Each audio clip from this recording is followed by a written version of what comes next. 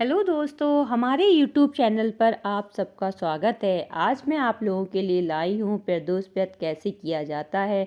आज की वीडियो में आप लोग देखेंगे प्रदोष व्रत की विधि, व्रत कब से शुरू करें, व्रत कितने करें, प्रदोष व्रत की पूजा कैसे करें, व्रत के दिन क्या खाएं क्या नहीं, प्रदोष काल का समय और महत्व।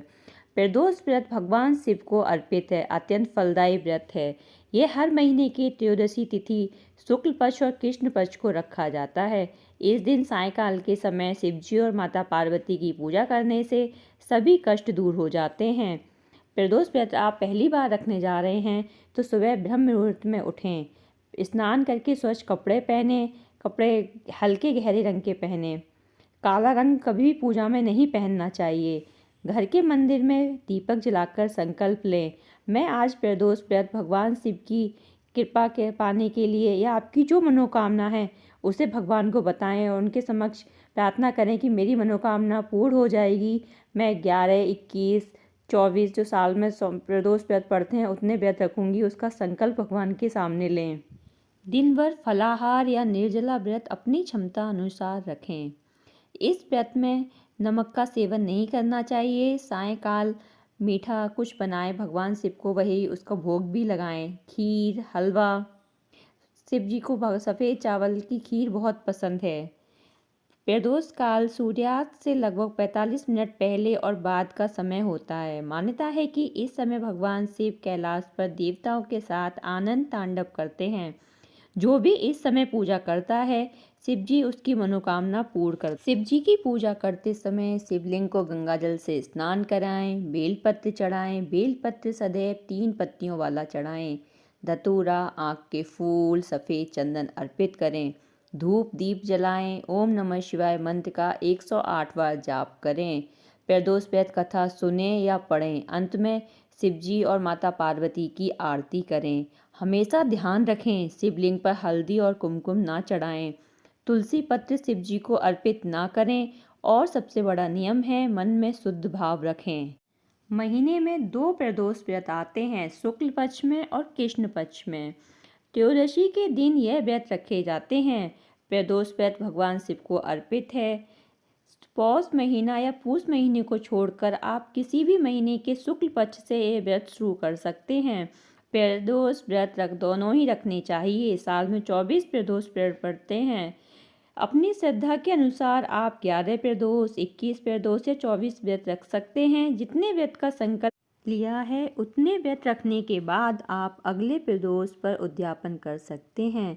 सप्ताह के 7 दिनों के नाम पर प्रदोष व्रत के नाम रखे गए हैं। सभी व्रतों का अलग अलग महत्व है, उनका फल भी अलग अलग है, लेकिन पूजा विधि सबकी एक जैसी होती है, बस सबकी कथा अलग अलग होती है। इनको एक ही विधि से पूजा की जाती है। रविवार को पड़ने वाले प्रदोष व्रत को रवि प्रदोष व्रत कहते हैं। इसे रखने से सुख शांति और लंबी आयु होती है। रवि व्रत का सीधा संबंध सूर्य देवता से है, इसलिए चंद्रमा के साथ साथ सूर्य भी आपके जीवन में सक्रिय रहता है। अगर आपकी कुंडली में अपयश का योग है तो आपको रवि प्रदोष व्रत जरूर रखना चाहिए। सोमवार के दिन पड़ने वाले व्रत को सोम प्रदोष व्रत कहते हैं। इस व्रत को रखने से इच्छा अनुसार फल मिलता है। किसी की कुंडली में चंद्र ग्रह खराब हो तो उसे जरूर सोम व्रत रखना चाहिए, जिससे उसके जीवन में शांति बनी रहे। बहुत लोग संतान प्राप्ति के लिए भी सोम व्रत रखते हैं, जिससे उन्हें संतान प्राप्ति होती है। मंगलवार को पड़ने वाले व्रत को भौम प्रदोष व्रत भी कहते हैं।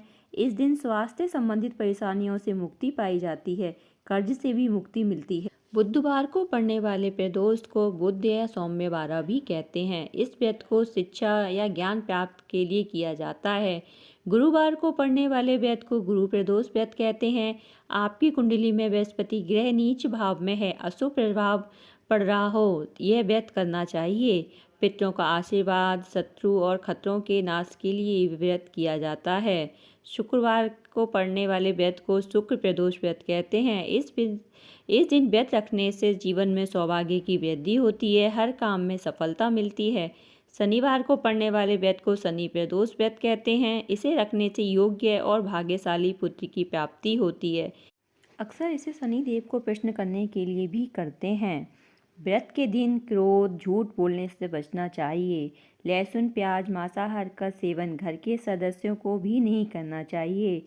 जब हम व्रत करते हैं तो सब व्रत जितने हमने संकल्प लिया है पूर्ण होने के बाद हमें व्रत ऐसे नहीं छोड़ने चाहिए। बाद में उद्यापन जरूर करना चाहिए। प्रदोष व्रत में आपको अपने सामर्थ्य के अनुसार दान देना चाहिए।